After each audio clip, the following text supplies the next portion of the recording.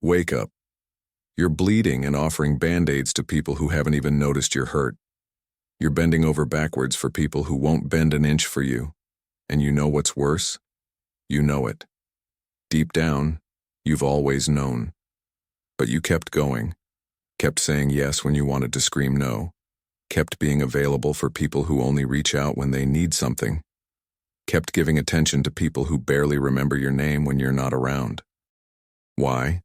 Because you think if you're good enough, nice enough, helpful enough, you'll be loved. Wrong. You'll be used. And you are being used. That person you always help. When was the last time they asked how you're doing? Really asked, not that automatic, "Hey, how are you?" When was the last time someone canceled their own plans to be with you, the way you cancel yours? Count on your fingers. I bet you have fingers left over. You're afraid of disappointing people, afraid they won't like you, afraid of being alone, so you erase yourself. You shrink, you swallow what you feel, you laugh when you should cry, you accept crumbs and call it a feast. But here's the irony. You're alone anyway, alone in the middle of the crowd you serve, because nobody really knows you. Nobody knows what you feel, what you want, who you are. How could they when you spend your entire life performing the role of the person who doesn't cause trouble?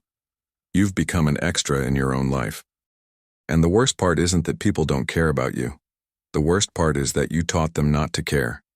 When you erase yourself, when you don't set boundaries, when you accept anything, you teach others that you have no value, that they can do whatever they want, that you'll always be there waiting, accepting, smiling. Who taught you that your worth depends on others' approval? Who said that being loved means erasing yourself? Nobody respects you because you don't respect yourself. Simple as that. Painful as that. True as that. You think you're being kind, but you're actually being a coward. Kindness has boundaries. Kindness has dignity. What you're doing isn't kindness.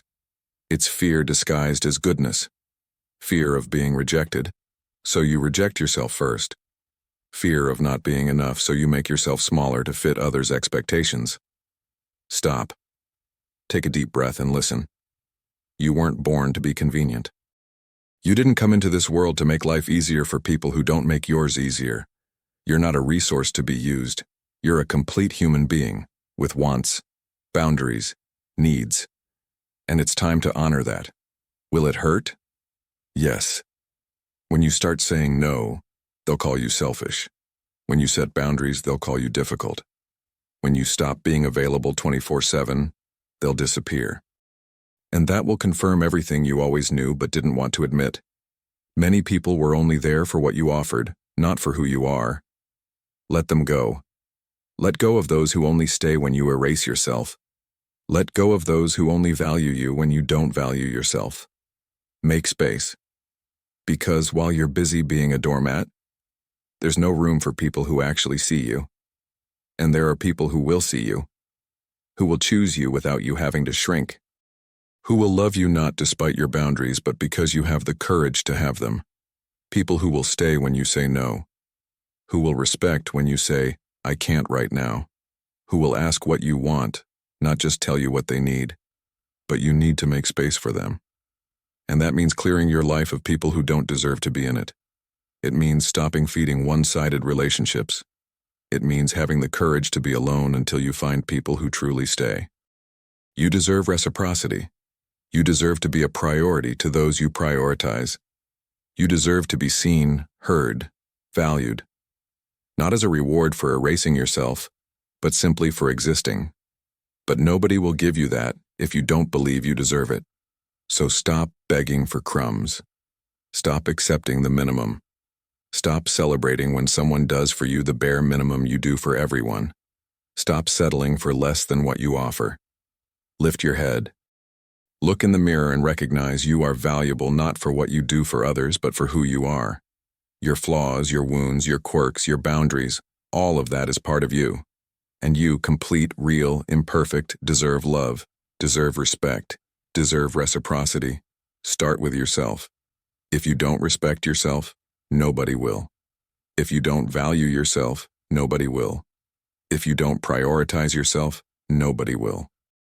And when you start treating yourself with the dignity you've always offered others, something incredible will happen. You'll stop attracting people who use you and start attracting people who add to your life. You'll stop accepting any company and start choosing. You'll stop being afraid of being alone because you'll discover that your own company is enough. You don't need to be perfect. You don't need to please everyone. You don't need to erase yourself to be loved. You just need the courage to be who you are, with everything that includes the yeses and the nos, the good days and the bad ones, the availability and the boundaries, the kindness and the firmness. That's being human. That's being whole. And you deserve to feel whole. So really wake up now. Get up. Dust yourself off.